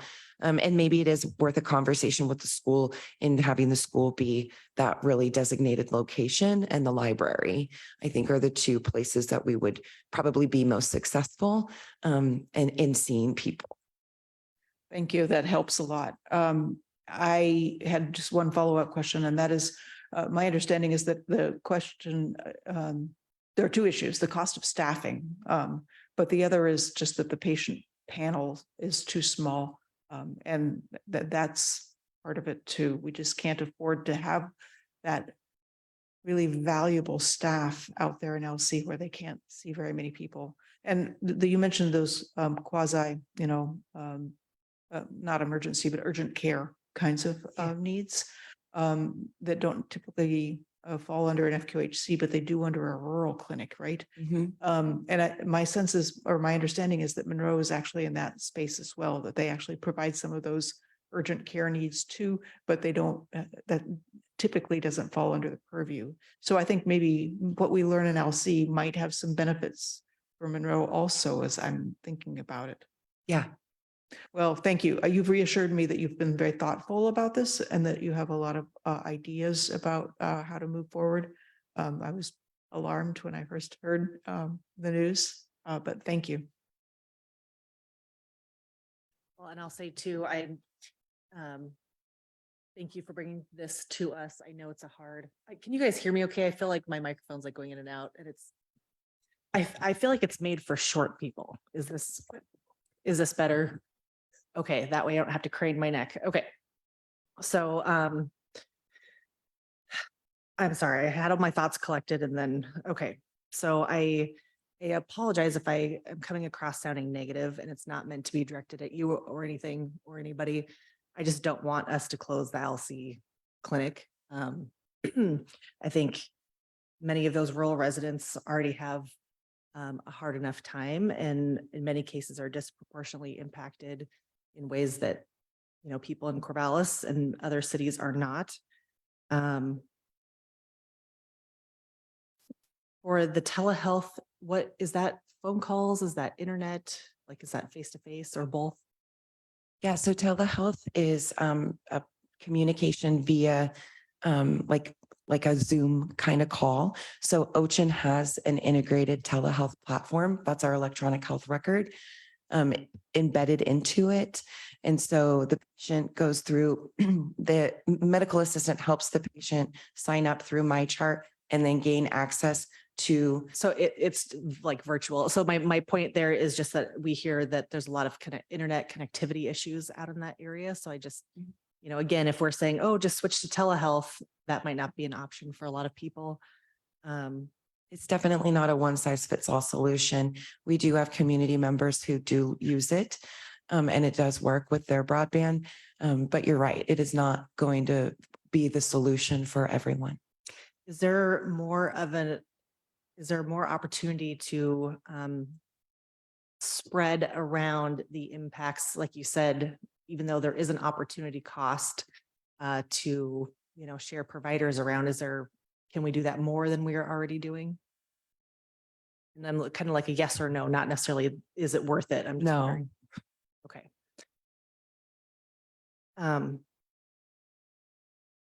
Would we still continue to levy the tax if we close this? That is a county decision. I don't make the decisions around taxes. That has been a question of the key leaders that I've been speaking to. My response was, I need to speak to our CFO and see what we need to do in this situation. My understanding is that part of the reason that we continued the tax and that we lowered it was so that we could actually do the building maintenance. And even if the building is closed, the building will still need maintenance. So there's a piece of that. And of course, doing all of this analysis and evaluation is not free either. And we do need to do that in a way that's community engaged process. So, but I think that I think we do need to decide and determine in the course of this 6-month process what the relationship is to that service district, as Carla said. Yes, that I think that it's logical for that service district to cease its tax if we no longer have any function out there. But I don't envision a scenario in which there's no service. But from what it sounds like to me, we are committed to just reimagining it in such a way that it is affordable and meets the needs of community members. Yeah, and I have received some of the feedback that I have received when getting the questions around the tax was understanding if the tax still did exist, that there is a reason for it. I can just, if I was a community member out there, and this is just me, maybe I tend to be cynical, I would say, why am I still paying, money for services? Oh, it's for maintenance for a building. Well, why do we need to maintain a building if we can't use it? I know why the county would say, yes, we need to do that. But if I'm a community member out there, I might not see it that way. I think that feedback is really important when we build our formal communications and distribute our formal communications so that there's a clear understanding of the health services that will still be available during just the temporary time. And I guess I'll just express too, we've heard a lot lately, several times, that the community of Alsea feels like they are ignored or not listened to. And I just feel like this is one more way that we are not, serving them in great ways. I would agree. I understand what you're saying, and I've spent a fair bit of time out there lately. But again, I think the situation that the clinics are in overall is tenuous, and we have to protect the service for the other. I don't know how big our total panel size is right now, 9,000, 8,000 some. Yeah, about a little over 8,000. Yeah, people, and try to continue services to the 300 that are there. So it's a balancing act. And I think that we have to be really clear about the intent of the 6-month closure and what will be accomplished. And the service district is part of that analysis. And that we are not going to undertake anything long-term beyond that 6-month tenure without community input. That's, I think the best we can do. Yeah, and I like what you said about it's a balancing act, and I guess in my head, it comes to what, I mean, the policy piece of it, or the, what's your priority? Is it, do we want to spread impacts sort of all over around our whole system, and or do we want it to mainly impact, great impact, the LC clinic and close it temporarily? If we were to spread around the impacts, is that fair or equitable? So I guess, I mean, those are just the questions that I'm asking myself. The other, so the piece that would help me is having more of a dollar amount. So I think you said something about $700,000. So I guess what is the cost? What would it cost the county? And is it general fund money, or is it just subsidies from these other streams? Is there a general fund subsidy cost that the county would have to pay to keep this open another 6 months while we are determining another plan? And if you don't know that, that's okay. If you do, that's great. I would just say that the average monthly deficit is about $30,000 a month is what we're seeing. It fluctuates anywhere between 15 and 52,000. It's around an average of about $30,000 a month deficit that we're seeing. And so that's from a dollar figure, that's what we're looking at is how do you close that subsidy? But my larger problem is staffing. So I do not have the staff to keep it open another 6 months. If I do that, I fear that I think the biggest risk is losing more staff. Okay. And I also do not, one of the things I talked about with the key leaders in the community, even if I do find a provider to fill that position, where are they going to live? Housing is a big problem in LC. They've been losing teachers because they don't have anywhere to house them. And so the only thing that I can think of at this point is to take the time to figure out how to have a more stable, long-term solution for rotations using the Benton Health Center. Okay, well, in that case, so it says options or recommendation. Option number one is to continue to operate the LC Health Center. So if that's not really an option, oh, sorry, maybe it shouldn't be listed as an option on here. It is, Commissioner, excuse me. If you read that, it's by using a locum provider. So that would be about $9,000 a week. So it technically is still an option. If we I have can the get a locum provider, it is an option. And so is that part of the $30,000 deficit, or no, that's additional? No, that's the $30,000 deficit per month. Okay. And then, so just for my clarification, that $30,000 that we are subsidizing, that comes just from the HRSA grant and the 340B savings, or that's also coming out of like general fund taxpayer money? That's what I'm trying to get to. So that's the 30,000 that I'm responding to. That's an additional deficit every month above and beyond what we're already subsidizing. Who's paying that? Where is that money coming from? It's being pulled from other clinics. We're using other clinic funds. A portion of it is general fund money. So we receive 800,000 a year in general fund money that's spread across all 6 clinic sites. Rick isn't here today, and Ahmed is also sick, and they would have a better lens into the actual numbers. But I could follow up with that if you would like. See Debbie clicked on. I don't know if you can help with that, Debbie, or if you're just. So, I mean, I don't know that I can help a whole lot in that. So the subsidy comes, so like Carla said, there are certain clinics that are subsidizing the non-prosperous clinics. That being said, overall, the clinics are hurting. So it's not, so yes, the general fund is definitely helping subsidize this. I also wanted to mention that while yes, a locum provider can be, we can get that. The main issue is the medical assistance. So we would have to find somehow some contract medical assistance in the interim while Carla figures out how to do a full rotation of her current medical assistants.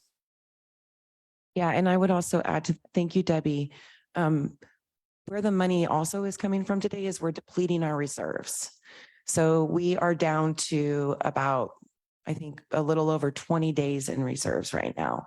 And we are comfortable at 90-day reserve. Thank you. That's helpful to know. And again, it's really not my intention to be difficult. This ultimately, the Board of Commissioners is the ones that are responsible for making the decisions they make. And when I get asked by community members, why did you make that decision? If I make the decision in good conscience, I need to be able to explain that. I need to be able to sleep at night and just know why I made decisions. So Completely understand. Suzanne. Just to highlight, as you know, Carla came forth with a budget presentation for the next biennium not long ago, and was very forthcoming about some of the challenges ahead, as well as plans for solving some of those challenges. And one of the very appropriate and tough questions that you asked her is, what is Plan B? And I think as Carla and CFO Rick Kreger and I were talking about a week ago, this is one of the answers to that question. These kinds of difficult decisions, which we certainly hope will be temporary, are going to come forth as we continue the process of pulling all the levers we can to increase revenue and improve that situation over the course of the biennium. I do really appreciate the thoughtfulness that Carla and team have put into how to best care for the community while this is temporary changes in progress.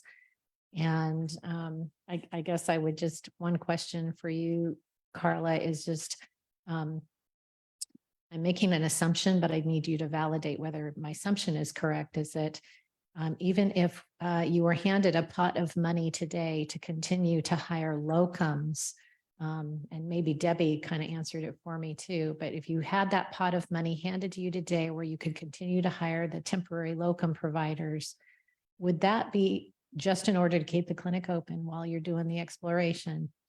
Would that be better care for the community overall, as opposed to the plan that you're proposing? I think that's a great question. I don't know the answer specifically in understanding everything that how the community would respond. But what I can say is that continuing to operate the clinic using temporary staffing has not been accepted well by the community, and one could say is worse care than offering them more stable services at other sites and assisting them in other ways with transportation and visiting them and with them in their home with a stable provider. That is my opinion, and also a response based on the feedback I've been receiving from the ALSI community for a year now, in not having that stable connection to a stable provider. Great, thank you for that. And I guess just lastly, please express appreciation to the staff for their flexibility in making these adjustments if they do go forward as recommended. I know it's a change for them too, and they care about the community, and it probably results in a change in the way they do their work every day and perhaps their personal life schedules as well. So really appreciate their willingness to be flexible. Thank you for that. I will make sure they hear that.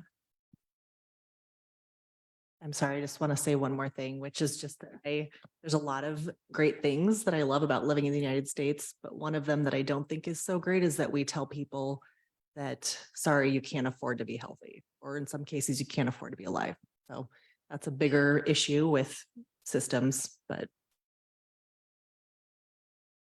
I Go ahead. I would just like to respond by saying that the health of the community in House C is a major priority for us, regardless of whether or not we have an open location there. We are committed to ensuring that the health and well-being is preserved and advanced. I do think that many of the community members, me having my own lived experience of growing up in Summit, we have town days. And, you know, there's ways that we get flexible and creative in ensuring that we also have access to care. And we're here to partner with ALSI and the community to make sure that we can make access to care available and that they know that they're still important regardless of whether or not we have an open site. So although I do agree with you that that is very true in many cases, I would say that the community health centers in Benton County are committed to the health and well-being of ALSI. And I would say that it was actually in response to the very concern that you stated, Commissioner, that community health centers were created in the first place. So Thank you for saying that. I really appreciate that. Well, as somebody that lives in the rural part of Benton County, I understand these challenges on a personal basis. It sounds to me like the current situation isn't working, and financially, staffing wise. So I appreciate the thoughtful, well, what is Plan B, and how can we serve the community in a different way, but still honoring our commitment. Is it accurate when it was a community clinic before the county got involved that I think an RN was the person that staffed the clinic? I believe that Marianne Carr is a nurse practitioner, Okay. isn't she? I thought so. I don't know her but she- credentials. Or nursing. Yeah, so Marianne Carr it staffed it as a nurse practitioner. Okay. I mean, that's helpful to say, well, this is what they had.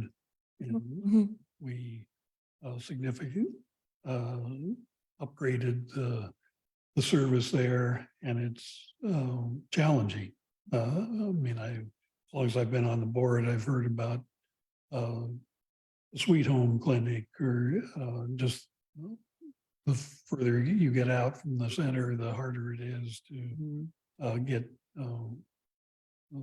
healthcare folks to staff, and that's the reality we're dealing with. And say, well, how can we work around that? So I think the financial part of this has been discussed at enough length.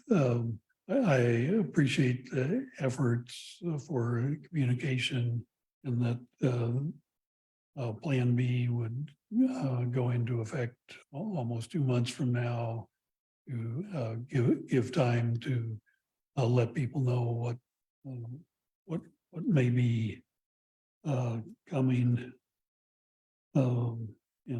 Very glad you mentioned Marianne Carr. I know her personally, and I'm glad she's involved in the discussion and trying to figure out how do we make this work for everyone. In some sense, it's not fair to subsidize one area at the expense of other parts of our community. So I think I appreciate the efforts in communication that you've done already, and plan to in the future, if we do decide to do a reset on the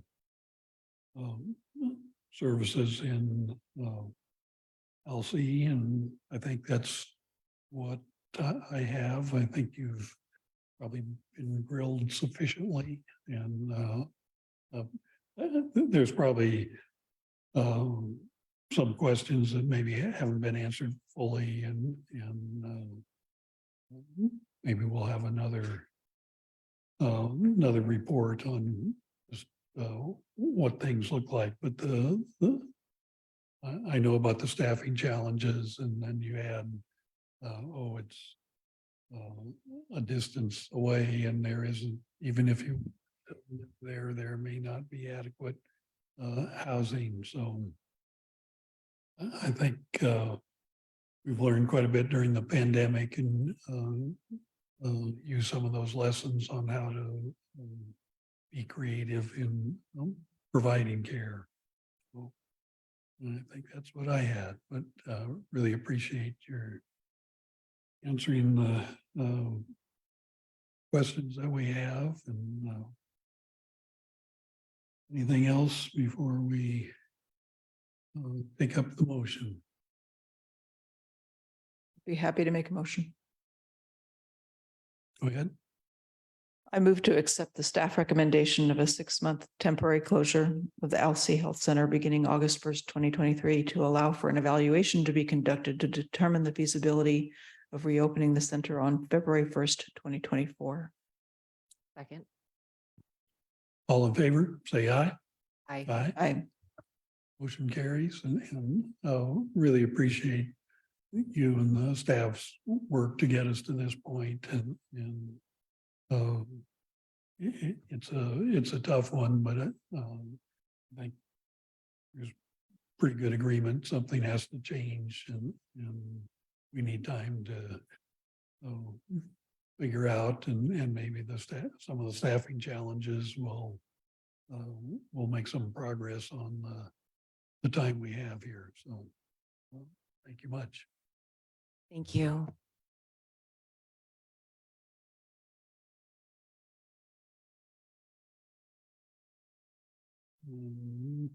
Now for something completely different.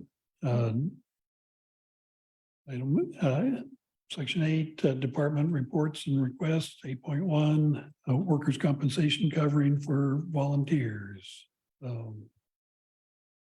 And Rick Rager is listed here. I think he's busy today, getting some much needed healthcare. Well, I see the Jane and Debbie show, so I'm not sure who's going to start us off. I will. I'm Jane Severs, a financial analyst in the finance department. And good morning, commissioners. I'm here to present a resolution authorizing worker and compensation coverage to volunteer personnel classifications. This resolution would add community emergency response team volunteers to our safe workers compensation policy effective July 1st. And we have Brian Lee here to give some more information about this group of volunteers.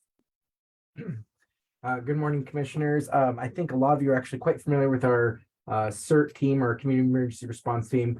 I'll kind of summarize it, but one of the things that our CERT volunteers did, essentially without full workers' comp coverage, was put, some 4,000 plus hours of volunteer time in during the COVID-1 activation, as well as the wildfire response, and then also with COVID-2, doing things from call center to donations management and sorting to shelter support, and then wayfinding with the vaccine clinic. So they really filled a lot of gaps, and we had a little lull there with our volunteerism, and then now we're rebooting it and kind of taking a closer look at what kind of tasks we want our CERT teams to focus on and do.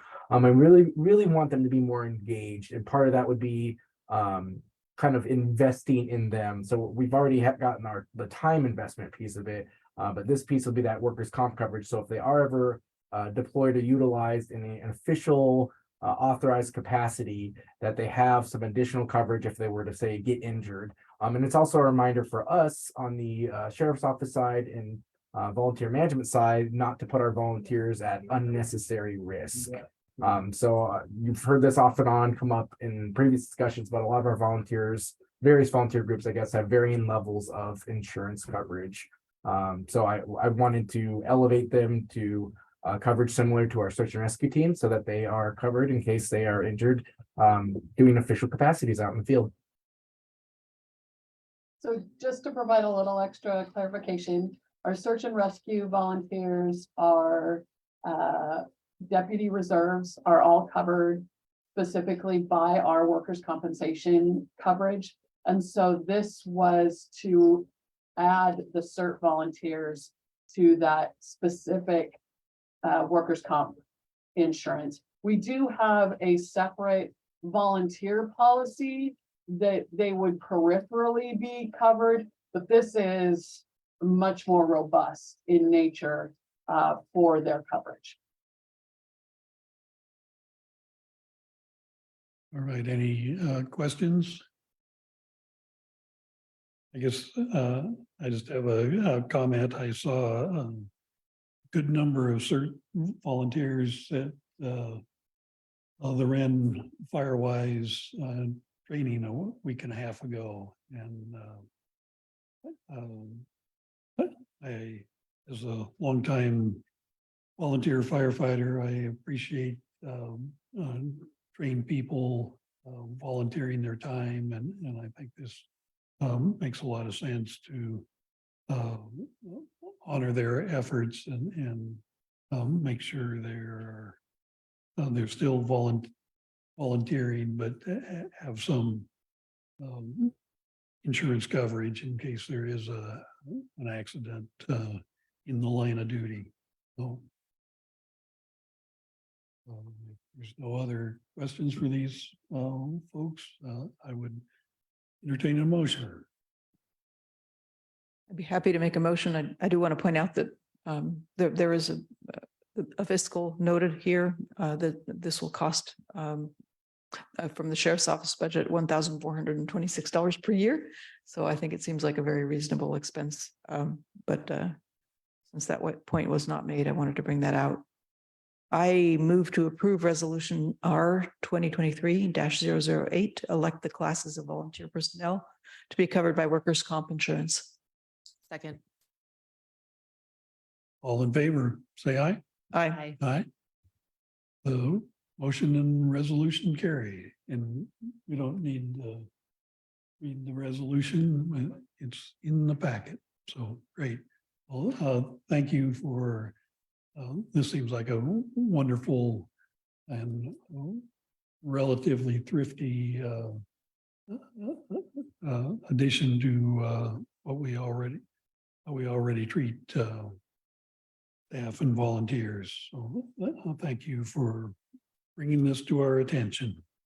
Thank you, commissioners. Thank you. All right. 8.2, request for approval to grant sole source contract for courthouse security services. Sheriff Van Arsdal. Thank you, Commissioner. And I don't know exactly how you want to proceed with this. Basically, I can explain a little bit of the history. Since 2017, the Sheriff's Office has contracted with DPI to provide armed security at the courthouse. Prior to that, it was done by jail staff on a rotation. We determined it was more fiscally responsible to contract with DPI. DPI also holds contracts for Washington County, Marion County, Yamhill County, and Lane County. And the two that have been providing this service for us the last few years are amazing. They're a great asset, and I know the court staff really looks forward to having them there. And they also augment my office's staff when we have big trials and things like that. They can get pretty busy over there, so I really do appreciate them. So with that, that's kind of the history on this, and I would turn it to you if you have questions or if you just want to move ahead. You let me know. Any questions? Well, you've provided us the financial rationale, but just like we were talking about with the health clinics, staffing is a consideration, and this seems like a good way to have our law enforcement folks do the jobs they were hired for, especially given some of the challenges of being fully staffed. So I think this makes sense fiscally and in terms of staff. So are we ready for a motion? May I ask a clarifying question? Has it been vetted that this is sole source? How did we get to sole source? I'm watching Don Dale. There we go. Yeah, so this is a sole source. So Captain Devaney, who couldn't be on the meeting this morning, he reached out to find out if there was anybody else that did this, and he reached out a couple of the other counties to make sure that this is the sole source. There's just nobody else that does this. So other than using this company, our only other choice would be to have our deputies, and there is a cost savings to do this. So in order to be fiscally responsible with our budget, this was something we took on back in 2017. So yes, it has been vetted as a sole source. I see too that Rick Krager's, digital signature is on the signature page on page 98 of the packet. Just a clarifying question. Seems like there's a dollar amount where the sole source law comes into effect. Is that?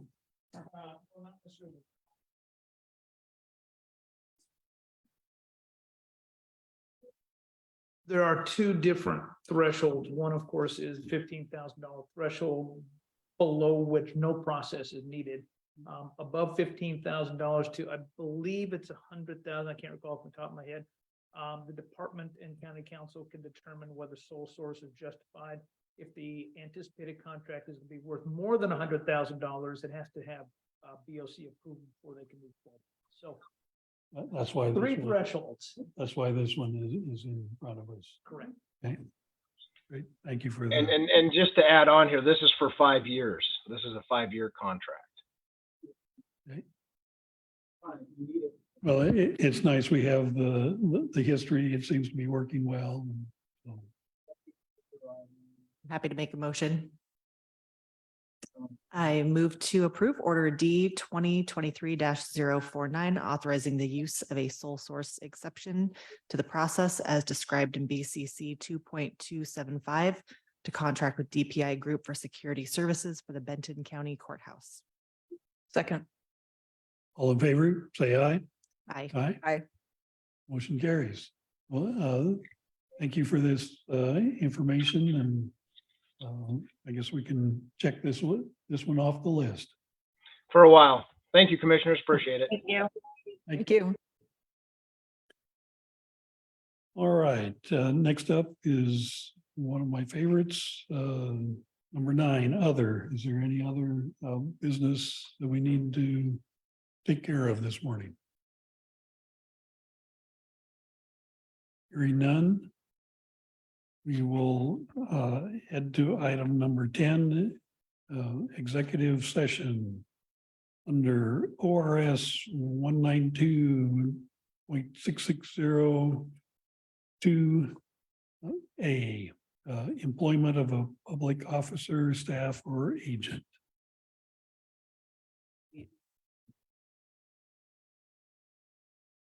I believe so. We have Heather Gans online, or we did. I'm here. Good morning. Do we need a minute to? Okay.